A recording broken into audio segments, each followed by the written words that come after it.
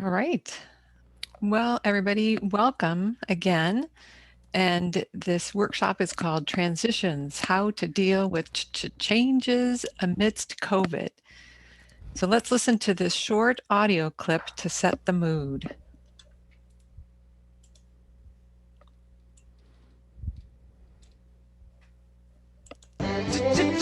Changes. Turn and face the strain. Changes.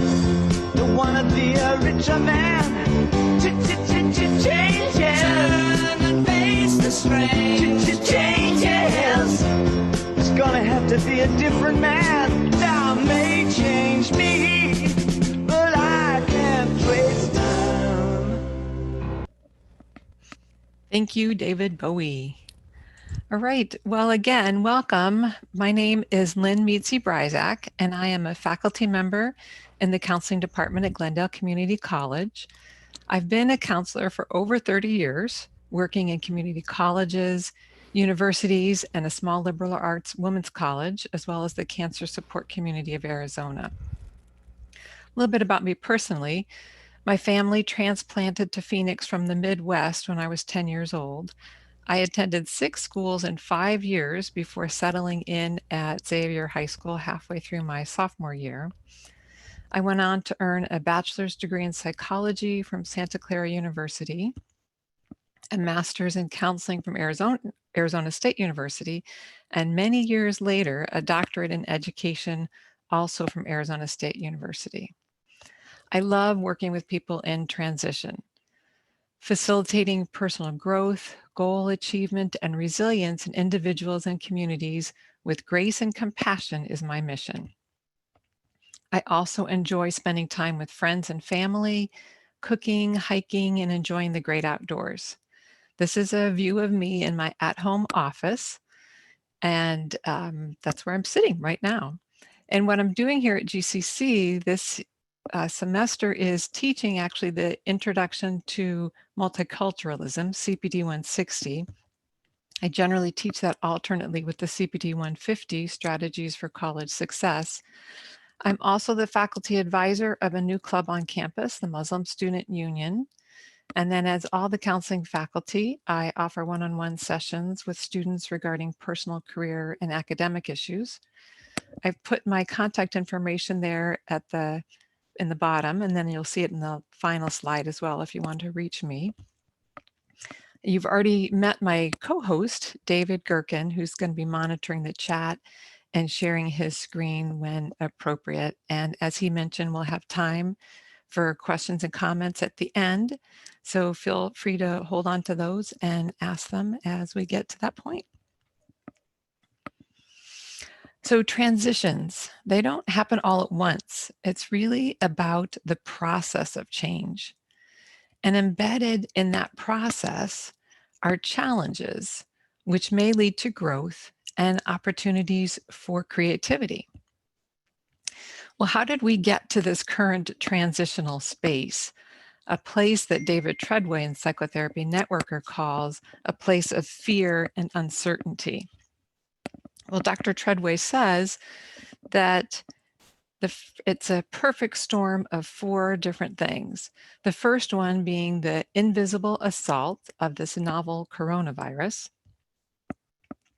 The second, the economic harm from the shutdown of businesses, travel, schools, etc. Third, the disproportionate impact of those first 2 on people of color. And then finally, the societal confusion about safety and openings or reopenings or closures, etc. So if transitions are about change, let's talk a little bit more about change. In David Bowie's audio clip that we listened to, he advises, turn and face the strange. Well, what's strange or different now? What do we have to face? Well, I'd suggest that work has become sort of strange because for many of us, work has moved to the home. For those who are still working, there are many different safety precautions, wearing personal protective equipment, being in an environment that may feel unsafe to them. So there's a lot that has changed as far as work is concerned. School is another thing that has changed. For many, it has moved to a remote environment. We have parents who never intended to homeschool, having to homeschool their children, or at least help their children while they're trying to learn online. And then also most everything else we do, eating, shopping, socializing, all those things are primarily happening at home now. And a popular ideal that we have for home is that it's a haven. But with all these changes and all these things moving to the home, it seems like for many of us, it's become more of a hub and maybe the only environment that we operate in, which puts a lot of pressure on the home environment and the people within it. We have to consider, is home a safe and a comfortable place for us? Do you have the space, emotional, physical, psychological space you need to be able to focus on your goals? Perhaps you have younger siblings or children that you're caring for, or more household chores that are created for you now that so much is happening at home. And do you have the necessary tools to accomplish your tasks and goals? The tools that are allowing us to work, learn, shop, and socialize remotely revolve around technology. We have a greater need for technology and all of its accoutrements, the internet speed, bandwidth, all sorts of devices that we might need, and often for multiple users that are occupying that same space.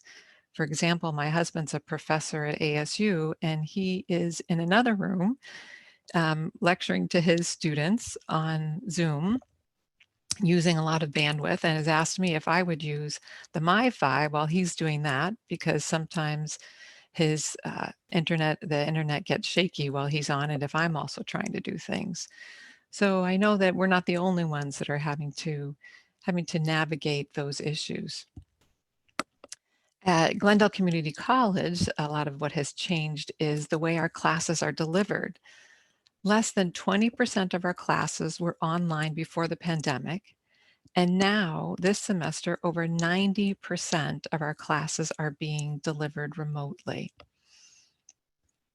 And perhaps for you that are students, you used to come to campus, use the computers, or even for me as a faculty member, I was using the computer on campus. My poor computer at home is not quite as good as the computer at campus. But now that most everything's remote, you're having to figure out technology. Perhaps you borrowed a Chromebook from the college last semester and are still using that. Or maybe you're having to share a computer with multiple users, or maybe you've been lucky enough to get a new computer, but no matter what, all these technologies require some new skills, and those skills, learning those skills comes with a learning curve. So let's talk a little bit about how we learn, or at least about our mindset about our abilities as relates to learning. Mindset is how we think about an aspect of ourselves, and intelligence is one of the most common aspects that has been studied. A person's current mindset can be measured by a simple statement. Consider your agreement with this statement. Your intelligence is something about you that you can't change very much. Do you strongly agree, mostly disagree, or strongly disagree? I'm going to post a poll here and ask you to respond to that. Oops. I actually have to redo my poll because I had relaunched the poll. There we go. Let me try that again. There we go. So the question shows up there again in the poll. Those same answers might look a little bit different, but if you would go ahead and answer that poll, I would appreciate it.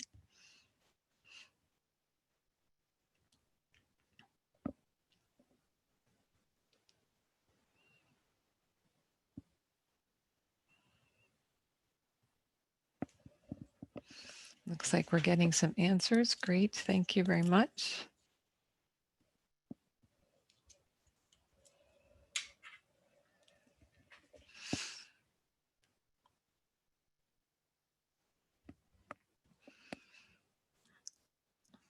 Looks like a few people haven't voted, but I'll wait another moment. That might be everybody that's going to vote today. So let's end the poll and look at those results.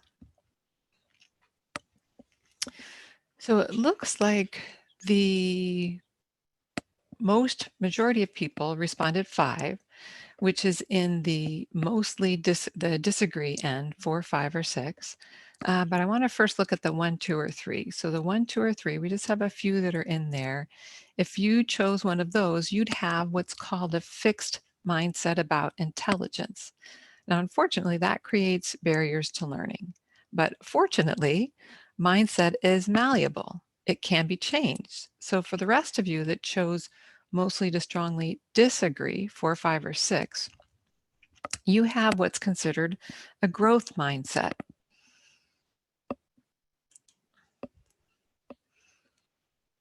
Dr. Carol Dweck popularized the concept of growth mindset.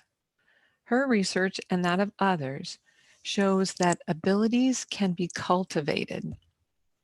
A lot of her research started working with middle school girls and math, because it's about that age that girls stop engaging very much in math.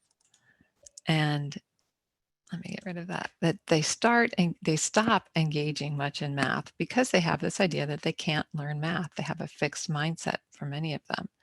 But what Dr. Dweck found as she worked with these girls and with their teachers is that we can change, learn, and grow with focused effort.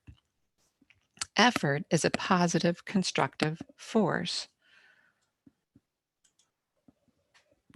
So you might picture your brain building new connections. Think of those middle schoolers working at their math problems, those girls that continue to exert effort, continued learning their arithmetic and then their algebra and then their geometry and their calculus. They kept engaging in that effort and they would get better at it as they did. The girls that had the fixed mindset, that didn't think that they could get any better with effort, their scores never increased. So let's consider the different mindsets. You have this Calvin and Hobbes comic where Calvin walks in and Susie's sitting down and she says, "What happened to you?" He looks pretty beat up and he says, "Hobbes and I had a frank exchange of ideas." And he asks Susie, "What are you doing? Homework?" She replies, "I wasn't sure I understood this chapter, so I reviewed my notes from the last chapter and now I'm rereading this." Calvin says, "You do all that work?" And she responds, "Well, now I understand it." And he's walking away saying, I used to think you were smart." So now I'll invite you to write into the chat which one you think has the fixed mindset and which character you think has the growth mindset. The spiky hair is Calvin. The other one is Susie. And if you haven't yet, be sure to close your poll window so you can see the cartoon. Thank you.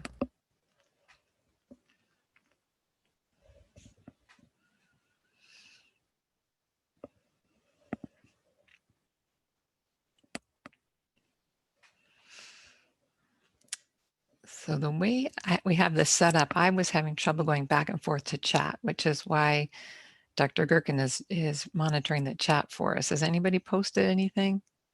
4 or 5 coming Okay. in. Okay, great.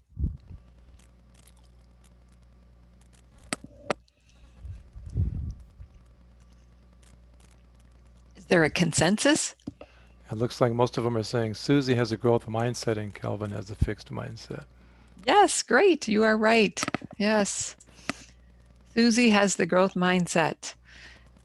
She's exerting effort, which is a positive, constructive force. She is building new connections in her brain. Part of that constructive force also includes failures and mistakes, which provide building opportunities. Another aspect of people with growth mindset is that they will seek and use constructive criticism. So I'll share an experience of myself where I had a fixed mindset and I was eventually able to adopt a growth mindset, or let's say I'm in the process of adopting a growth mindset. So technology, I consider myself a bit of a technophobe. As I said in my introduction, I like running, hiking, biking, cooking. Computer is not involved in any of those things. So I'm not all that keen on sitting in front of a computer and learning new technology. I just don't think I'm good at it. So I've traditionally not done a lot with it except when I've had to. Well, with this COVID and having to learn how to engage with my colleagues other than face to face, engage with my students in online teaching, I've been faced with the need of learning some technology, which has actually grown into some excitement as I have attempted new technology, as I've seen others doing some cool things like screencast-o-matic videos and establishing YouTube channels and videoing themselves and sending announcements to their students every week. So that I got excited for that. I started trying that. I was exerting effort, spending lots of hours, making mistakes, seeking feedback. And now I enjoy learning new things. And some of my colleagues even think of me as technologically savvy. And my students, I am doing video announcements to them every other week and Padlet and Flipgrid and some other things. So I think I've adopted a growth mindset. And according to Carol Dweck and the research, a growth mindset is pretty easy to induce when you think about building those connections. So your homework, I realize this isn't a class and you really don't even have to do it because I can't check up on you, but I'm going to challenge you to sometime today tell somebody about growth mindset and about how effort is a constructive force and it allows you to build new connections in your brain, either perhaps with math or technology, as in my case. Maybe you know somebody trying to learn to ride a bike. Maybe you are needing to take the bus and you're afraid to take the bus, or you know somebody that's trying to do that, so they're trying to learn how to do that. So I encourage you to explain to them the power of yet. And that yet is that they may not have it yet, but if they push through the tough stuff, learn from their mistakes, focus their efforts, and seek feedback, they'll get there. And maybe you even want to share this little image with them of the brain working out and building new connections.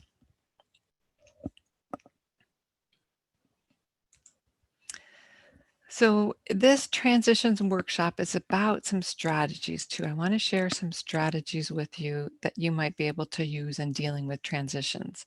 We've already talked about one, this idea about growth mindset. You may not have it yet, but with effort you can build and learn. A couple of others that we're going to address. We're going to look at some past challenges and lessons learned from them. I'm going to introduce you to a little bit of emotional intelligence, the 4 aspects of emotional intelligence. I'm going to introduce you to a 3-step process of making requests. And we're also going to talk a little bit about interdependence. So let's start. Oh boy, sorry, this is something. Just a second, let me turn off my audio.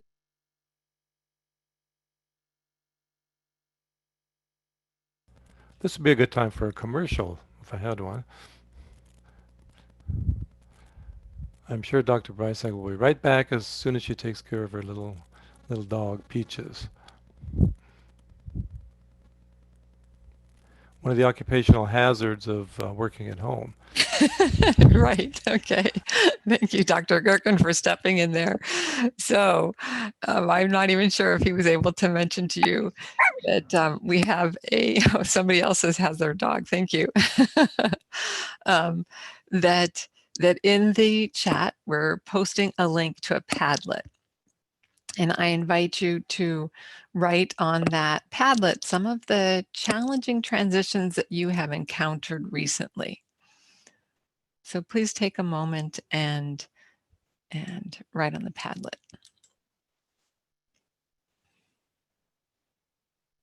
And there's a little pink, yep, you guys are getting it, great.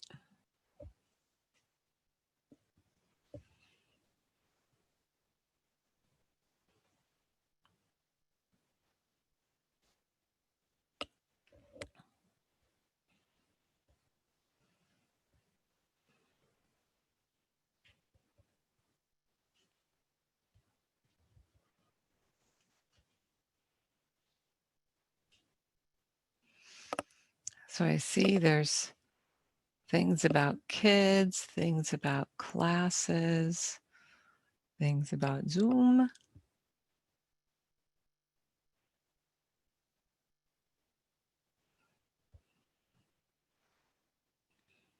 Having to find a new job, not being able to see friends.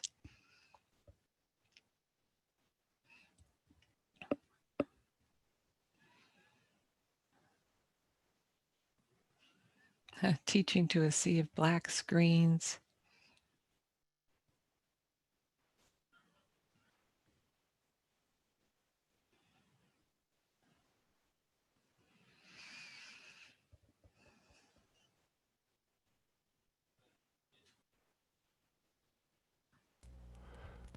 One I'm seeing in the chat is adjusting to online, and another one Mm. doing a group project. I'm not sure if those are in the Oh, okay. Padlet as well. Okay, great. Thank you.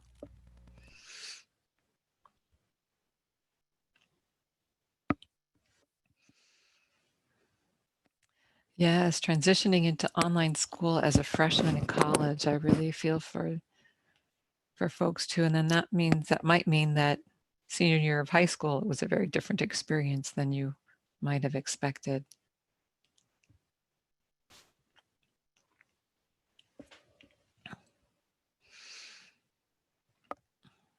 Great, I appreciate that. You'll have that link. Oh, people are still writing. Excellent.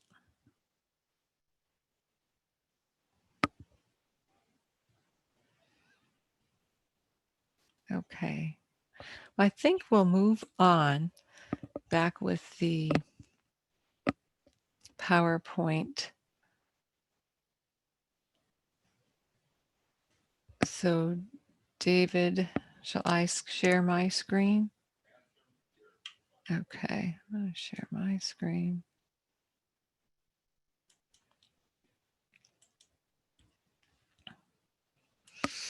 All right, so you've written about some of the challenging transitions you've encountered recently. I appreciate that.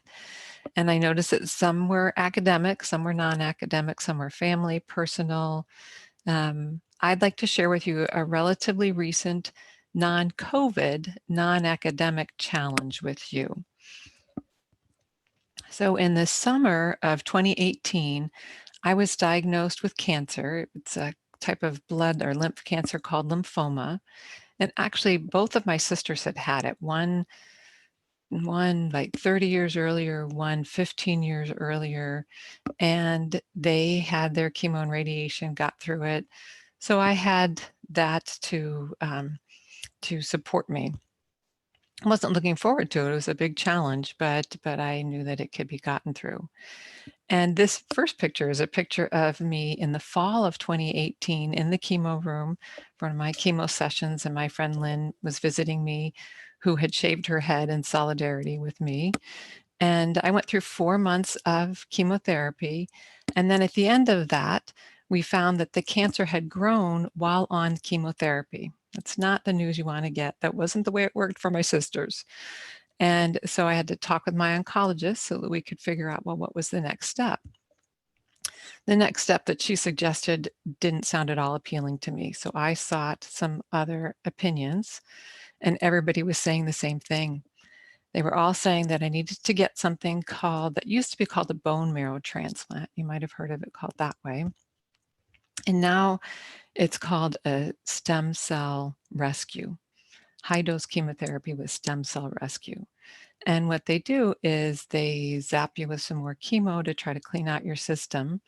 And then they remove your stem cells, and they have to get just the immature stem cells. So this is me in the summer of 2019 in the hospital, where after they've promoted the growth of my stem cells so that they leak out of the bone marrow, then they harvest them, and they, as I was saying, they keep just the immature ones, put the mature ones back in me. They freeze the immature ones.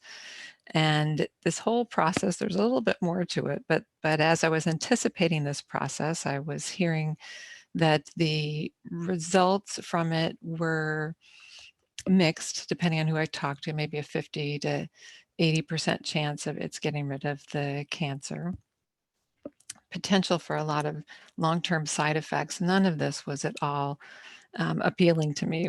I did not want to accept this challenge, but as you can see, I finally decided to accept it, and then had some more radiation, and then was back in the hospital where they zapped me with the strongest chemo they could, and then they put those immature stem cells back in me in the hope that they would grow in a cancer-free environment and mature in that environment, and that the environment would stay cancer-free. And this is me in the summer of 2020, and I am, at this point, there's no evidence of disease. This is me with my husband and Peaches, whom you heard barking earlier. And so this challenge was something that I did have to work through, and I learned some lessons from it. Some of the lessons that I learned from that are, one was to be able to know and manage and express my emotions. Another one was to be able to make requests. And another one was to practice interdependence, to realize that I couldn't do everything on my own. And those are the lessons that I want to share with you. And we're going to start with that emotion one. For those of you that have taken CPD 150, the Strategies for College Success, and I'm sure with many other courses, you may recognize this concept of emotional intelligence. It's the first part of it is being able to know and name your emotions. So this wheel has 6 different foundational emotions. And as you can see, there are nuances of each of those. So there's lots and lots of emotions that people might feel. And I just want to let you know, in case you don't, that all feelings are valid and valuable. All of those feelings, sad, angry, scared, tender, each one of those feelings is valuable. And actually, research, especially that's being done on cancer patients, done with cancer patients, shows that experiencing and expressing a full range of emotions leads to better health outcomes. So again, with cancer patients, people sometimes say, oh, you just have to be positive. It's all going to work out. Well, the research does not bear that out. And the same with dealing with whatever transitions you might be dealing with. It's okay to be angry, to be scared, to be excited, to be sad. All of those feelings are valuable, and experiencing the full range of them is really going to be better for your health in the long run. This idea of emotional intelligence is so important that employers look for that in their employees, and they often put that above whether the employee has the skill that they want, because they figure we can teach you that skill, but it's a bit harder to teach you how to get along with people and to teach you to be able to know and name your feelings. So for me, I journaled my feelings. So you have to know how to manage those. It's great to know and name them, but then what do you do with them once you have them? Well, you have to be able to manage them. In my case, as I said, I joined a blog called Caring Bridge, where people that have health issues can journal and then post that journal so that you don't have lots of people asking you, how are you doing? How are you doing? They can go to that one site and they can find it. For me, it allowed me to develop clarity, and it gave me an outlet, this semi-public way of being able to share what was going on, which also allowed me to create support. And because of this pandemic, this transition that we're in right now, many of us are probably dealing with some other kinds of strong feelings. One might be a feeling of disappointment about things that aren't able to happen. As I mentioned earlier, the person that's a freshman in college, if last year they were a senior in high school, they might have been very disappointed about some of the things that maybe didn't happen your senior year. Um, Weddings that are having to be greatly restricted because of the health hazards of many people in a space. Um, you might have disappointments over having to cancel travel plans that you've had for a long time. Um, so I understand that there are big emotions that are going on. Finding a way to manage them, finding an outlet for them that's a healthy outlet is really important. Maybe one of your frustrations is that you can't submit an assignment through Canvas. You've tried, you can't do it. You might want to throw up your hands, blame, or quit, but that maybe is not the best way to manage it.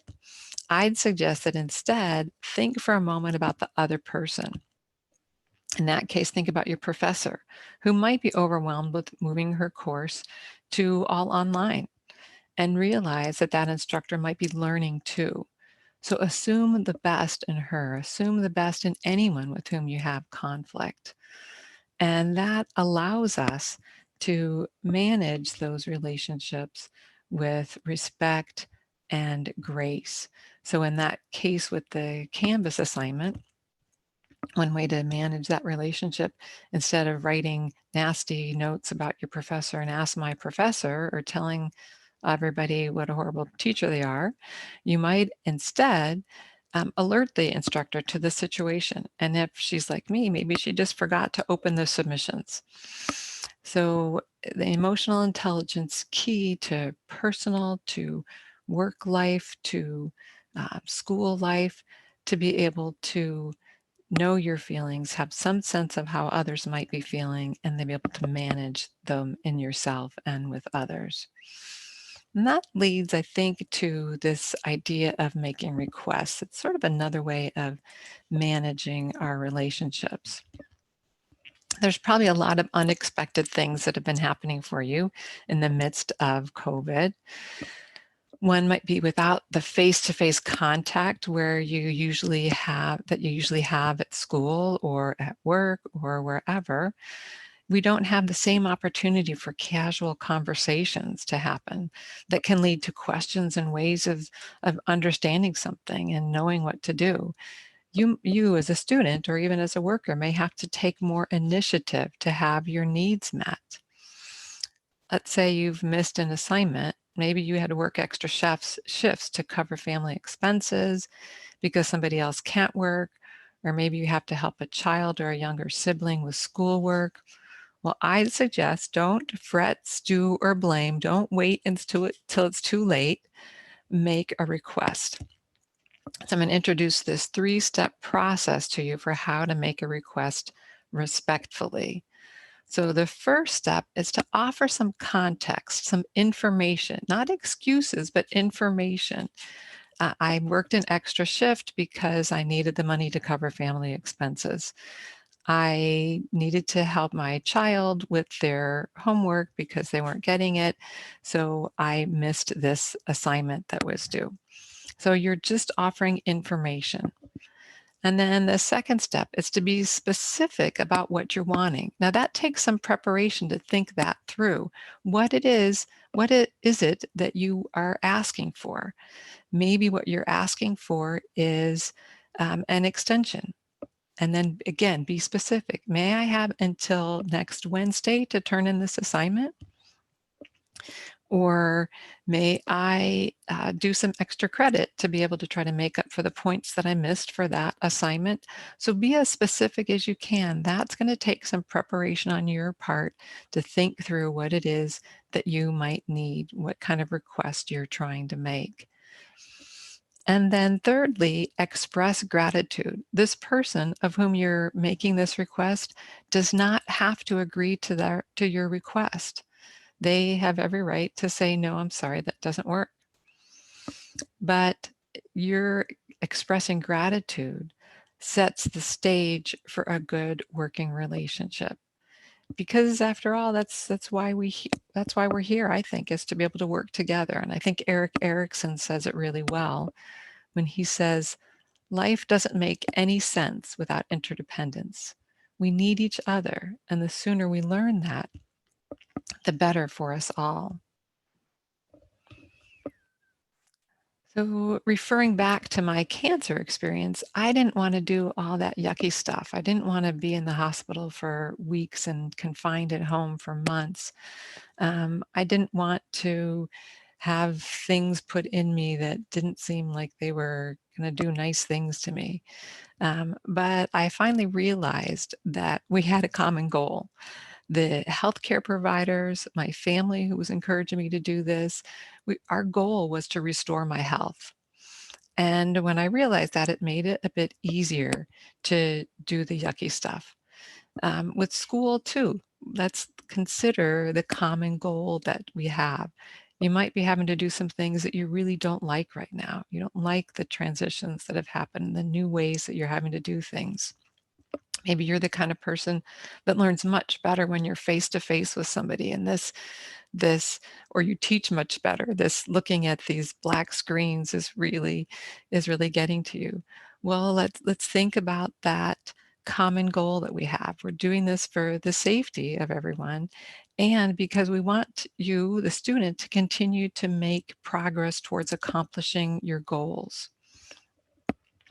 Now, sometimes we realize we're working together, and we can make a beautiful picture out of that because we are working together as a team. I think of tutors and mentors and instructors and students. Together, we're building this picture. We're cogs in a wheel. We're together. We know that we're helping each other out, and so we're hopefully willing to do our part.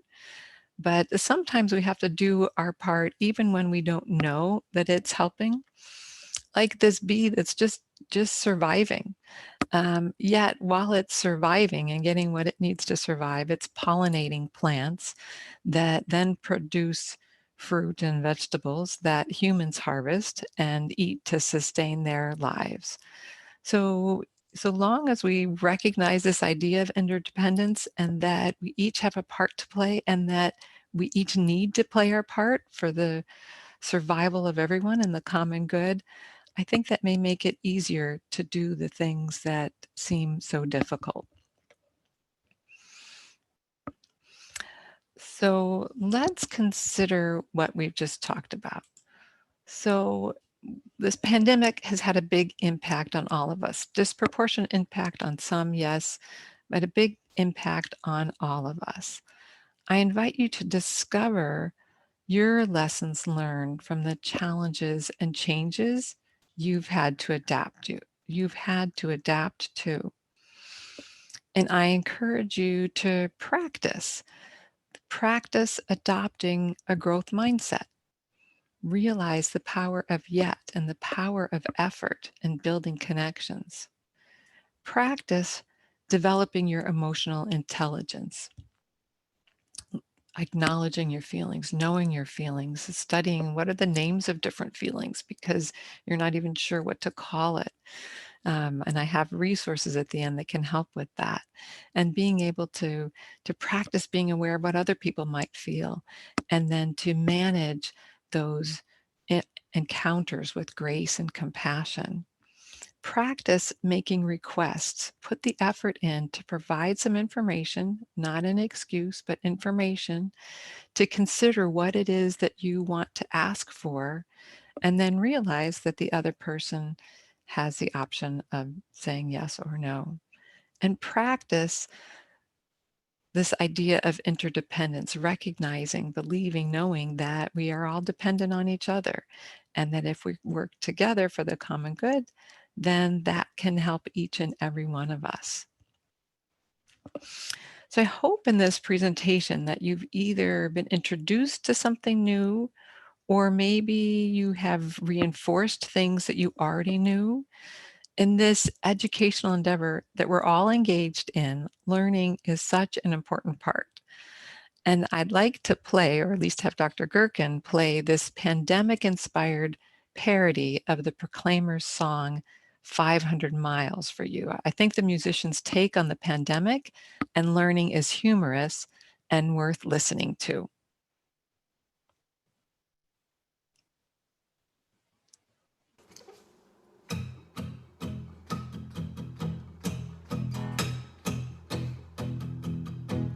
When I wake up, well, I know I'm gonna be here stuck inside this house with you. I can't go out, but I've got a lot of things that I could teach myself to do. Kids need a haircut, well, I guess that I could try and be the dad who gives a haircut to his kids. I'll learn a language, 'cause it's among the many things that I have on my bucket list. 'Cause I can't fly 500 miles, no, I can't walk outside my door. No, I will learn 1,000 things, and I will learn 1,000 more. I started sewing, so if you're running out of clothes, just let me know. I'll make a sweater just for you. I'm learning trumpet, I can only play one song. I play it wrong, but I will practice and get good. And now I garden, because I bought a lot of seeds, so many seeds that I will grow some food for you. And I'm a cook now, I'm collecting recipes from all my friends who post their dinner on Facebook. 'Cause I can't fly 500 miles, no, I can't walk outside my door. So I will learn 1,000 things, and I will learn 1,000 more. 'Cause I'm inside, I'm done driving to my work. Get inside, don't spread the virus, please don't be a jerk. 'Cause we can't fly 500 miles, no, we should all just stay indoors. We could learn 1,000 things, we could learn 1,000 more.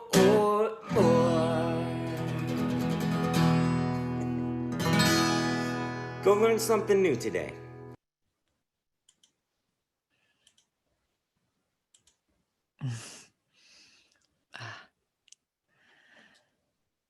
Did the wrong thing. Let's get back to that. This. Okie doke. So I think he had a little growth mindset, emotional intelligence, interdependence. He had a lot of that in there. I hope you enjoyed that. So realize, please, that this was just the first of our fall series of counseling workshops today. And I encourage you to attend future presentations. We have one a week for the next 6 weeks. And you can go to our website for a complete list, but I've listed the next 2 here. What's Your Purpose is going to be next Tuesday, and then Choosing a Career will be the following Wednesday. And now I'd like to take any questions or comments that you might have. So we invite you to use the chat. David Gerken will moderate that chat. He'll read aloud the questions so that I can respond. And if you'd have a question that you'd prefer to just send to me, my email contact will be on the next slide too. But please feel free to chat with us.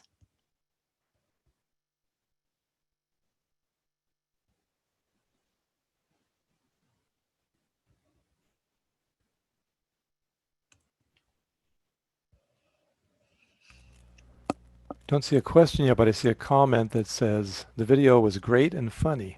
Oh, good. I'm glad. I see a thank you for this workshop. Have a great day.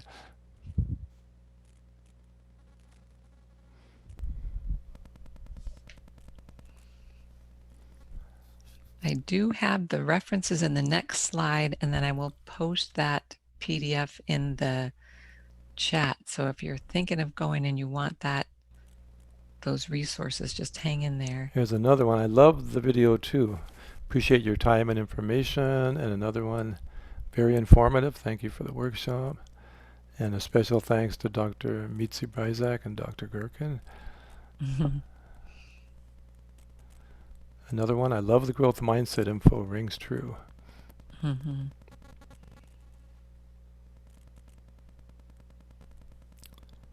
Thank you, this was very informal. Thank you for this workshop. And from a professor, one that's too long for me to read before it goes by, but it's important for students to feel comfortable letting their professors know of any issues they're encountering during the semester so that their instructors can help. Thank you for covering that. Great, thank you. Another one, as a presidential scholar here at GCC, what kind of proof can I use to validate my being here? Also, the presentation was fun. Oh, good. Thank you for asking that question.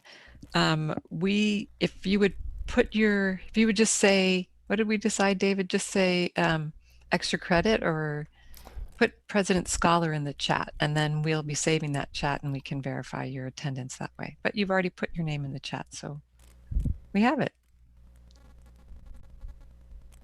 In this workshop late, but still had fun. Thank you for your time. Have a wonderful day. Okay. How do I show my proof as being a part of the President Scholar program as well? Well, we have your name and we have that question, so we'll be able to verify that as well. Another big thank you.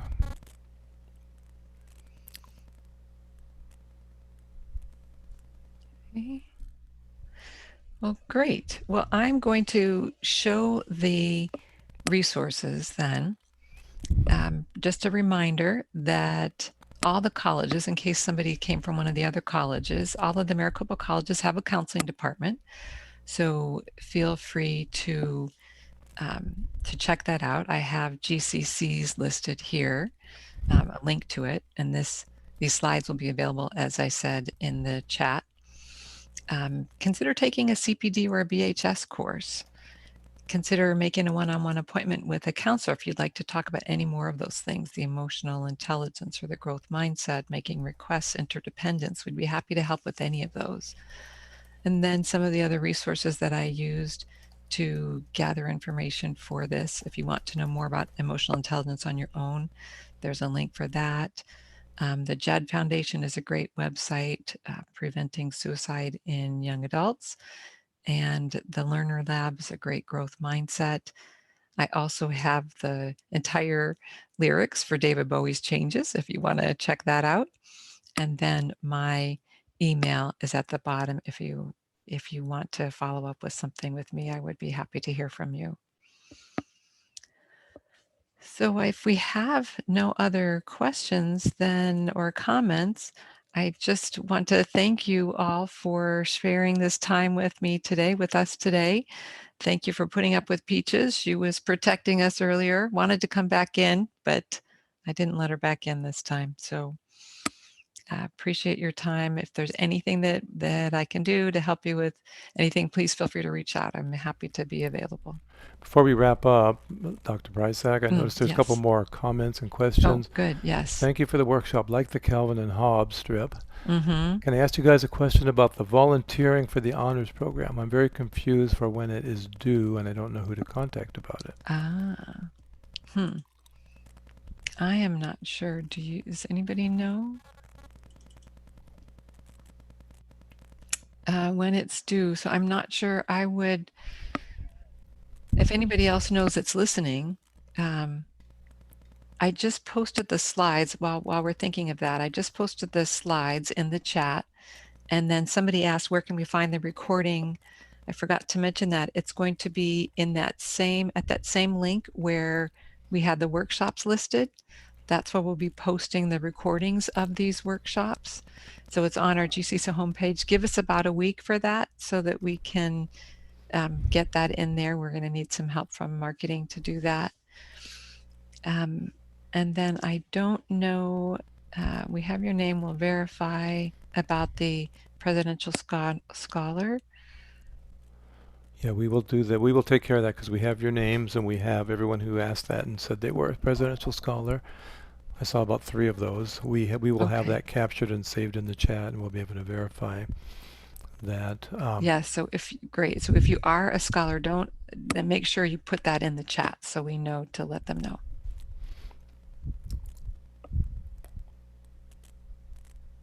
All right. Found the music video inspiring to learn something new. Yes, good. Good. Learn how to knit, play the trumpet. As far as finding the recording, if you go to the GCC website and then probably just search on counseling, it'd be the easiest way to find the counseling website within the GCC website. And then within that, you'll see a link on the left saying workshops, and it'll list the upcoming workshops, but next to the ones that have been completed, we'll have a link to the recording. Okay. Great. Thank you. Crystal was putting some more information in there about Honor Scholar. Yes, so everybody stay safe. Thank you, Jason. Stay safe. And again, please reach out. We're doing counseling remotely, like everything else. So we can do phone counseling or video chat counseling. So if you want to pursue that, again, like Dr. Gerken said, search for counseling or email me or go to that website that we posted. You can ask, when you call the number for counseling, you can ask for Dr. Brysak or Dr. Gerken or one of the other 8 counselors, most of whom will be doing a workshop following up here in the next weeks through November. Yep, so you get the chance. So it's a good way to see if you like the sound of the person's voice, the personality. You might say, that Dr. Gerken looks like a weirdo, but I like that Dr. Brysak. I want to go see her. Or you might say, hey, all these other counselors, you get a chance to see us all and hear us presenting. That's a good way to get a sense of who you might like to talk to as a counselor as well.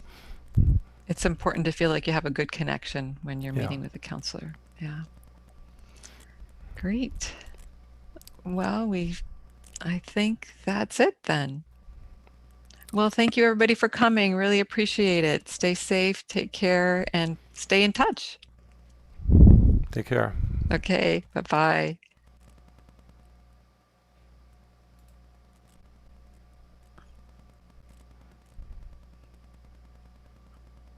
Oh, Phil was there? Ah, sweet.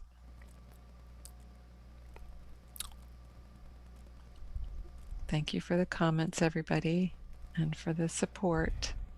That was very nice. So, David, did we stop recording? No, we're still recording. No, and we still have 4 participants as well as us. Yes. So let me stop the recording. Okay.